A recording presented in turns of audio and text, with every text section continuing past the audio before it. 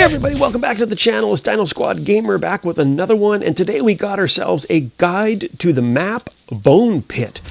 Bone Pit's my favorite map in the game, I'd say. I just love the combination of the landscape, I love the sky, and all the little details that went into all the rocks and outcroppings. It really has that prehistoric feel.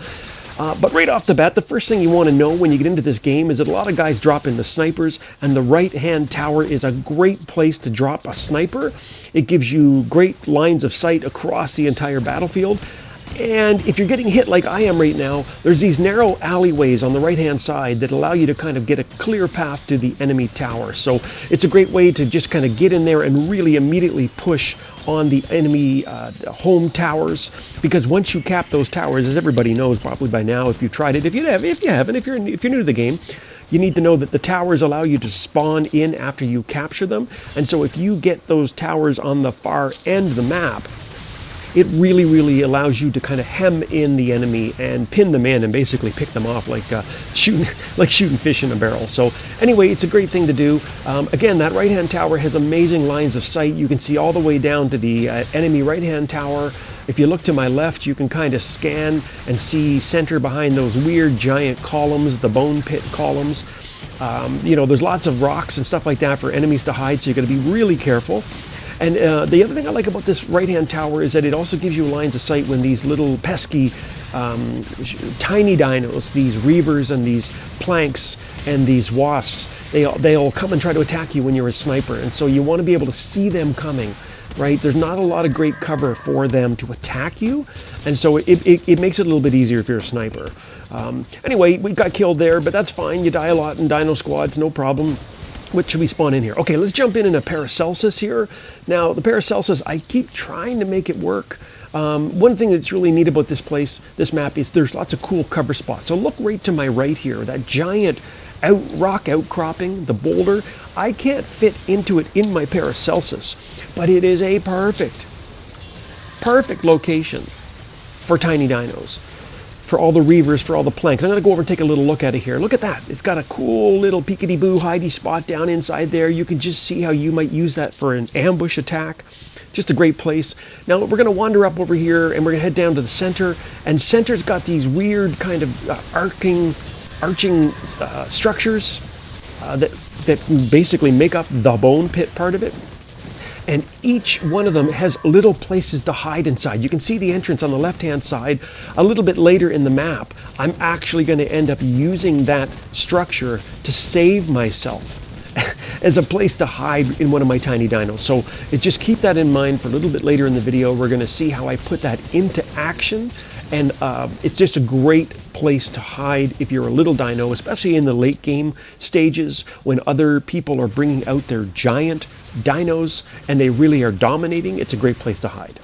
All right, so let's get back in here with my Paracelsus. Going to use my rush ability here to close distance because it only has 30-meter range on the weapons. These buzzsaws, these glowing buzzsaws. You know, I just died. One little sidebar about the Paracelsus. So far what I'm finding, and I'm going to do a video about it later, but so far what I'm finding is it's not bad, but either the range needs to be increased a little bit in that Paracelsus weapon, or that rush ability needs to cause damage when you rush. Like, I'm kind of thinking maybe I'll tell Pixonic, take a step back. Okay, so this is where I'm going to use the cover to hide. So look at this, Scorcher's coming at me. Dip-de-doo, into this little hidey spot. He can't get me. And out I go. And look, this little pipe beside me, that's another one. You can go up into the pipes. And you can use this cover. That grassy bushes around the center there that I'm going through right now with my camera, that is also cover. Crucial if you're going to be using little tiny dinos, because the tiny dinos, they basically, you know, one step, one stomp, they basically die in the late stages of the game. And so if you really want to make them last, you got to start playing super smart with them. Now, speaking of the late stages, so we're getting back into it here with now, we're in what I would like to call the sort of the end game, the giant phase of Dino Squad. So we're taking, again, a step back just for the new viewers. Basically, the game kind of works in 3 phases. A lot of guys start off with tiny dinos or maybe medium dinos, snipers usually. and they're building up battle energy by killing enemies and by capping towers, but you're basically building up this battle energy so you can bring your tiny or your giant dinos into the game, because so many of them are so dominant. And in fact, one of the things I'm finding really, really tough. Oh yeah, by the way, lots of awesome diverse terrain around rocks and the cool pipes and the grass and everything else, the little bushes, part of the reason why I love the map. But one of the things you're going to notice in this game is that there's still quite a bit of AI in the game, and the AI constantly, I mean, it drives me crazy. The AI constantly spawn in with only one giant dino, a Dominus. And the Dominus is the 10,000 gold dino that basically kills you in 3 shots. So it's really, really tough. I'm actually looking forward to more live players joining the game, so you don't have to just keep constantly fighting against super-powered AI with Dominuses. I mean, look at them all. Look, 1, 2... Is that another one back there? I think there's like 3 AI Dominuses on the battlefield right now, so it's kind of crazy. So I always find in this last little phase here, if there isn't enough human players, you kind of just, you take your licks, you take your bumps, you try to take down these Dominuses as fast as you can. I'm popping in here with one of my giant dinos. It's called a Monarch, and it shoots these giant acid globs and also has a special ability called Roar. In another video I said it's basically like getting shouted to death. It's like basically you screw up at work and the boss just shouts at you nonstop until you keel over dead. Well, that's basically what Roar is in the game. But anyway, I'm back in it again, and I got killed in my Monarch. So I'm back over here taking advantage of this sniper position again on the right-hand side. And how are we doing? Okay, I'm looking at the map up on the right-hand corner. We only have 1 beacon so far. Oh yeah, so this is great too. So they have this map has these built-in sniper ledges.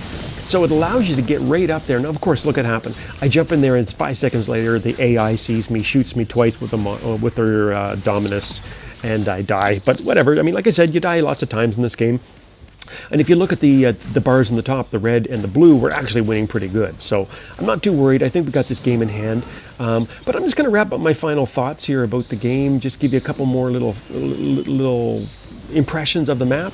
So there's lots of other maps, and I'm going to be doing guides on all of them as well. But I think what I really like about this one, especially, like say compared to Forge map, is I find Forge, which is basically in this sort of like nightmarish Mordor or hellscape with a bunch of molten lava everywhere, I find it to be really dark. It's a dark map. You can't really see very well. This one's cool. Look at this. You get up here, there's these weird little hiding spots. You can just, I mean, there's no point. I mean, there is, I guess, if you want to hide. You can kind of pop up there, hide for a bit.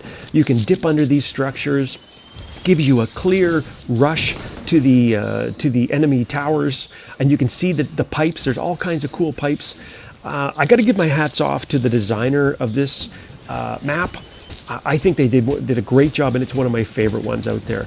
But I'd love to hear from you guys. Obviously, drop me a line in the comments. Let me know what your favorite map is and why. Because everybody likes their own, to each his own, right? I mean, some people may like the doomish feelings of that of Forge map and maybe not like this one. But anyway, let's see how we did. Well, not bad. Came first. Got myself 12 kills or 13 kills, 12 helpers, and died 8 times. Came MVP. But anyway, hopefully that gives you a little bit of an idea of what you can expect on Bone Map, which is my favorite. And yeah, stay tuned. Hit the subscribe, the like, the share for more videos, including more guides to the different maps in the game. And until next time, I'll see you on the battlefield.